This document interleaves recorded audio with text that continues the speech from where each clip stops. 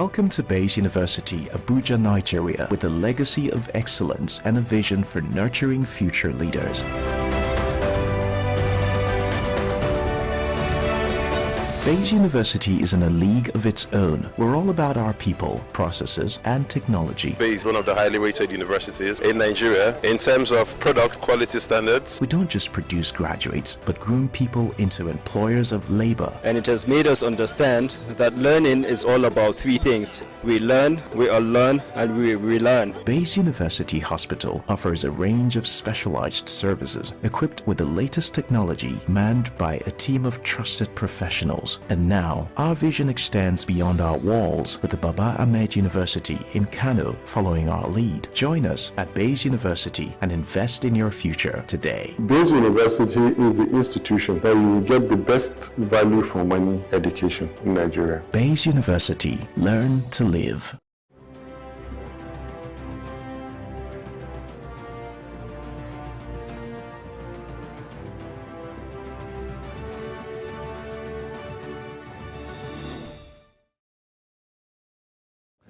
On the Global TV News Express, fuel stations still operate longer hours to aid the premium motor spirit supply. Naira weakens to 1,523 to dollar at official market. And on the foreign scene, Biden condemns Russian brutality after deadly Ukraine strikes. Entertainment, despite battling Steve Parsons syndrome, Celine Dion to perform at 2024 Olympics. And on sports, Napoli not interested in Osimhen. Lukaku swab. Rabiot amid Pape is having a rough time. Hello and welcome to all of you as a Nigerian around the world to News Express on Global Television, coming to you live from the nation's capital. I am Edikan Michael.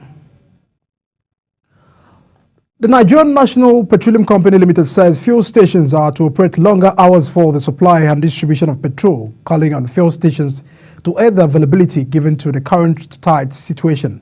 Speaking during the joint inspection of stations by the nation's oil company and the Nigerian Midstream and Downstream Petroleum Regulatory Authority officials, Executive Vice President of Downstream of NNPC Limited, Dakpo Shegun, stated that the turnaround period of premium spirits truckling is also elongated to ease the situation being witnessed. The Nigerian National Petroleum Corporation and the Nigerian Midstream and Downstream Petroleum Regulatory Authority have reportedly embarked on a joint monitoring of the supply and distribution of fuel stations in the Federal Capital Territory and across the country to ensure that queues disappear.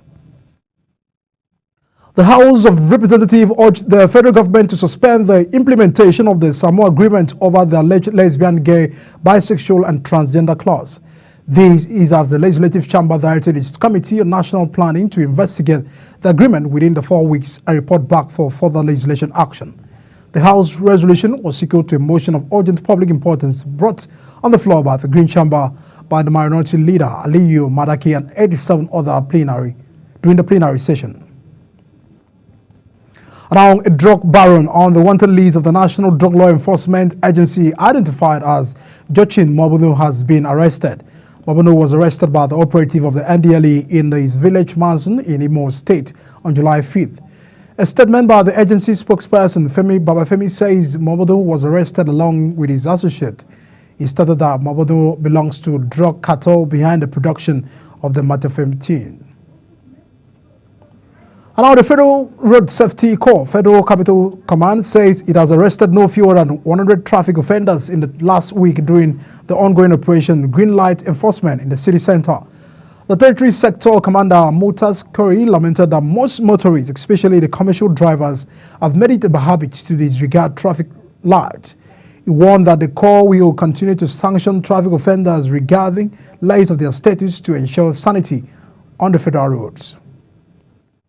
Around the Senior Staff Association of Nigerian Universities and the Non-Academic Staff Union of Universities and the allied institutions of the University of Abuja has commenced protests over failure of government to release the 4-month salaries of the university's workers during the period they embarked on strike in 2022.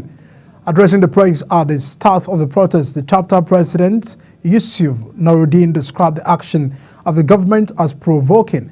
It could be recalled that the Nigerian government withheld the salaries of both academic and non-academic staff in the Nigerian universities for taking part in an industrial action that grounded the universities for 8 months in 2022. And now to though the Edo State House of Assembly has expressed concern over the menace of indiscriminate dumping of refuse on major roads and drainage in the state, which is said as a precursor to cholera.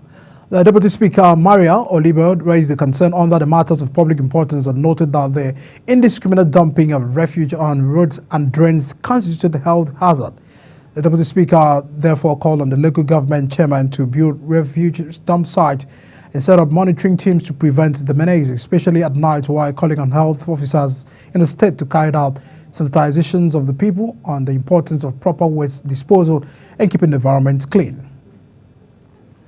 You're watching News Express coming to you live from Nigeria's capital, Abuja. We're on StarTimes channel 276. Kindly follow us on all social media platforms using @Global TV NG and other handles now shown on the screen. When News Express return, despite battling stiff person syndrome, Celine Dion to perform at 2024 Olympics.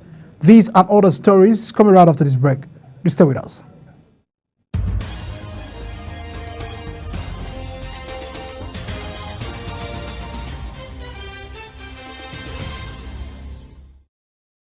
Are you ready to be entertained like never before? Get ready to dive into the latest and greatest entertainment news in lifestyle, music, movies, birthday celebration, and so much more. All on Entertainment Circle on Global Television. From the hottest red carpet event to exclusive interviews with your favorite stars, we've got you covered. Stay up to date with the latest trends and news from the entertainment world, all in one place. Tune in every Saturday by 1 p.m. with Chung and Emil Joseph on Global Television.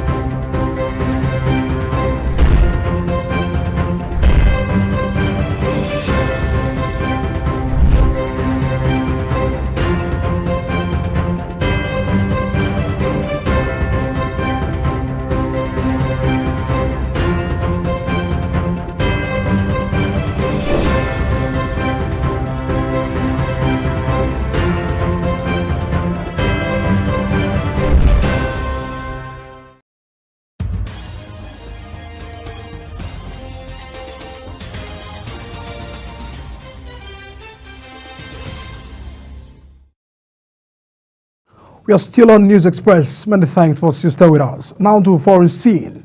United States President Joe Biden has condemned the wave of Russian missile strikes that killed at least 38 people in Ukraine as a horrific reminder of Russia's brutality as it vowed to strengthen the Kyiv's air defenses. At least 190 were injured across the country, including some at the children's hospitals in the capital. It becomes Biden prepares to host a NATO summit in Washington. The United States President says further boosts to Ukraine's air defenses will be announced at the meeting. Around 12 days after halting debate performance that may go down as one of the most damaging in the modern American history, the president is fighting for his political survival under intense domestic and global scrutiny. This week's NATO summit in Washington, D.C. may be his path to at least a temporary reprieve of this president's last stand. In the past few days, Biden has rallied against his critics' claim that the mandate of Democratic primary voters and the challenge opponents to step forward and try to unseat him. He has promised repeatedly that he is moving ahead with his campaign and that the time for second-guessing and handwriting is over, that pressing ahead will start at the NATO summit. Now, the United Nations protested over the latest mass evacuation orders issued by Israel in Gaza, as the army said it has killed dozens of militants in the close quarters combat in at least the offensive in Gaza City. Israel extended its evacuations warning to cover most of the Gaza's main city, and intense fighting erupted. Israel has now issued 3 evacuation orders for Gaza City and 1 for the south of the Palestinian territory since June 27 in a new stepping up of its military operations. The United Nations says the tens of thousands of civilians have fled. Now, Economic Community of West African States, ECOWAS, has warned that the region faces the disintegration after the military rulers of Niger, Mali, and Burkina Faso cemented a breakaway union. The 3 countries form what they have called the Confederation of the Sahel State at a meeting on the eve of the Economic Community of West African State leaders, who is making another taste for the bloc they declared they were splitting from earlier this year. ECOWAS is already wrestling with sweeping the jihadist violence, financial trouble, and the challenges mustering a regional force. And now to business, the federal government has announced a 150 duty-free import window for food commodities as it stepped up efforts to tackle the rising inflation which had impoverished the many Nigerians. The government also expressed the decision to collaborate with states to expand land cultivation across the country. Consequently, the government suspended duties, tariffs and taxes for the importation of certain food commodities through lands and sea borders. Now, the Niger Delta Development Commission has proposed an aggregate expenditure of 1.911 trillion for the 2024 budget, tax budget of renewed hope. The Managing Director of NDDC, Samuel Ogoebeku, presented the budget before the House of Representative Committee on the NDDC in Abuja. He says the primary objective in preparing the budget is to achieve the sustainable economic development for which the Commission is founded. Now, at the autonomous foreign exchange market, the Naira dropped to 1,523.85 Naira per dollar. The depreciation from the previous close of 1,509 to 67 to the American greenback Nigerian autonomous foreign exchange market is a market trading segment for investors, exporters, and end users that allows for forex trades to be made at exchange rates determined by the prevailing market conditions. The Naira traded at an intraday high of 1,540.75 Naira and a low of 1,474 to a dollar. The turnover stood at $133.46 million, higher than the $116.88 million on Friday, this indicating improved liquidity in the market. Around on the entertainment scene, Celine Dion is contemplating a return to the spotlight despite battling a rare neurological disorder known as a stiff person syndrome. The iconic 56-year-old artist has reportedly been offered a prestigious opportunity to perform at the opening ceremony of the Paris Olympics despite the progression of her illness. The Canadian singer, known for her powerful voice, revealed she will be diagnosed with the progressive neurological condition that affects the muscles, causing stiffness and spasms in the 2022. In spite of this, Celine has previously expressed her engagement and eagerness to return to live performances, which have been a cornerstone of her career. She sees the Paris Olympics as a chance to make a comeback to the stage she loves so dearly. And now to sport, Italian transfer expert Piero Francesco have made a bold claim that Serie A giants Napoli will not entertain the offer from Chelsea involving an offer of Romelu Lukaku and Cesar Sazadi plus the cash for Nigeria's international Victor Osimhen. In their bid to sign the Super Eagles striker, the English Premier League were willing to offer Lukaku and Cassidy plus a few in the region of $30 million cash to Napoli to lure the striker to Stamford Bridge.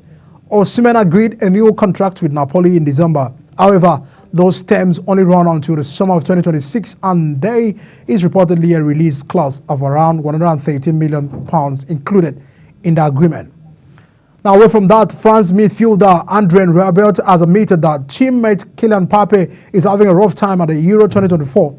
And despite his status as one of the standout players in the world football, Mbappe has scored just one in the 4 appearances at the tournament so far, a penalty against Poland.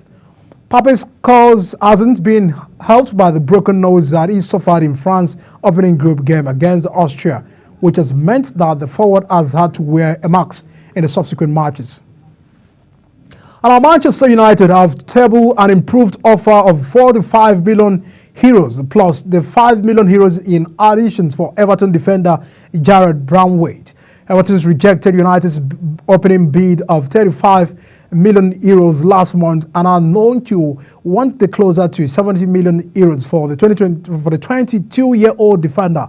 But United, who are prepared to give the Braithwaite a long-term contract worth 1,600 euros a week, up that the increase offer might tempt their Premier League rivals to the negotiation table. And as we wrap up on Global TV News Express, let's take a look at the top stories. Fuel stations to operate longer hours to add the premium motor spirit supply. Naira weakens to 1,523 Naira to dollar at official market. On the foreign scene, Biden condemns the Russia brutality after the deadly Ukraine strikes. Entertainment will highlight despite battling the stiff person syndrome, Celine Dion to perform at 2024 Olympics. And out of sport, Napoli not interested in the Osimhen, Lukaku swap. Arabia amid Pape is having a rough time. And that's the package of News Express coming to you live from Nigeria's capital. We're on Star Times, channel 276. Kindly follow us on all social media platforms using our Global TV NG and other handles now sharing the screen. By 5 p.m., Anthony will be here with the decks. Many thanks for staying with us. I'm Edikan Michael.